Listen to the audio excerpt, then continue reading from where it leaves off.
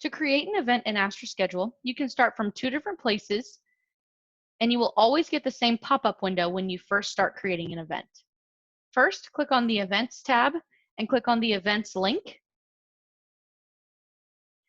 This is the event list where all events that have already been created will live.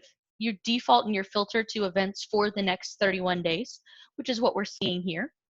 And then I can click Add up in the top corner to get the Create Event modal, where you can see we can create single, multiple, and recurring events, and you can assign a single room to any of those meetings. The other place to create an event, which is probably one of the most common places, is within the scheduling grid. The scheduling grid is our calendar view that defaults to today's date that shows all activities on today's date for whatever rooms you are filtered to. I'm currently seeing the NE All Academic Event and Meeting Space calendar. And let's say that I need to book a study session in one of the general purpose classrooms. Let's say I want to use the NACB 1102 from 4 to 5 today. I default to today's date, so therefore I don't need to change anything there. I can come over here to the 4 to 5 time slot, click and drag, and we can see 4 to 5 populates for me. Today's date populates. If on the calendar I had moved over to see the scheduling grid for December 16th and clicked and dragged on that day, we would see December 16th populate here. And I can also see my room auto-populated, as that's the room I clicked and dragged in within that row. All I have to do is fill out the rest of my information.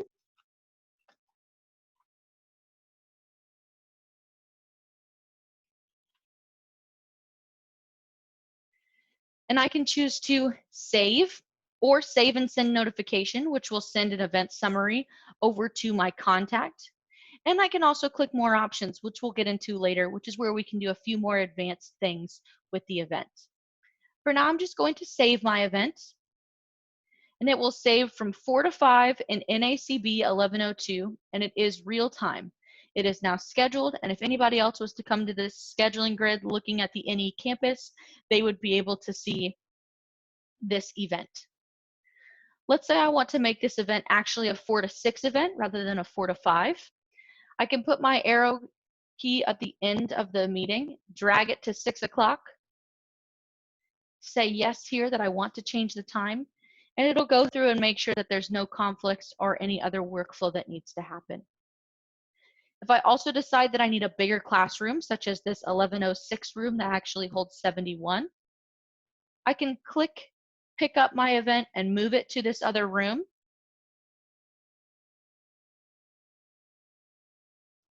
And now my event will be in NACB 1106 rather than in NACB 1102. When we were creating the event, when I clicked and dragged, we saw that there was a single meeting. We also have the option to create multiple and recurring meetings. In multiple, I can select different dates, choose a time, and click our arrow key here to create 3 meetings all at one time, and I can see that they are from 10 to 11. Now, when I'm selecting a room, I will click the house icon here, and in this pop-up window, I can only select one room. I would want to come in and filter to the campus that I am in charge of or that I can schedule on. And this is where I can come in and select that space. I would need to unselect one room and select another room here within this pop-up. Now, if I would like to assign multiple rooms, that's where I click the More Options button, which we'll get to in just a minute. The last option we have is the recurring option, which is where I can set a time and I can then set a recurrence pattern. I can do daily, weekly, such as every 1 week on a Thursday or maybe even a Tuesday, Thursday. I can do monthly, such as the second day of every month or the second Thursday of every month. And I can also do yearly as well. You would then select your start and end date or your start and then number of occurrences, and you will receive a recurrence summary that tells you when you are creating your meetings. We can see the information at the bottom is always going to stay the same, where you could put in the name, the event type, the contact, and the customer before you start doing any of the other options for the dates and times. And then you can come in and select your room. But remember that you will always want to click this house icon in order to be able to conflict check and find which room is available for every single one of your meetings. I'm going to hit cancel here.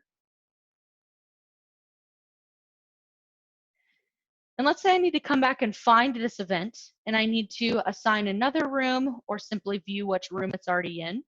The scheduling grid is a great place to do that, as I'm seeing here. Someone comes up to you and says, I'm looking for a study session. It's today, and I know it's in the NACB building. You can easily come to today and be able to find that, hover over the event, and view information about it. You can also click on the View Event Details button. And pro tip, hit the Control button on your keyboard and then click the View Event Details button. You'll keep your scheduling grid open, but you'll be able to open that event up in a new tab. This is the advanced event form where you can do more things with the event. And one of the main things that you will be doing here is assigning additional rooms. As discussed in the Create Event modal, you can only assign one room. From here, I can come down to the bottom where my study session is. And let's say I need 2 breakout rooms and I want to use those NACB rooms. I can click Assign Rooms here. I'm going to choose my campus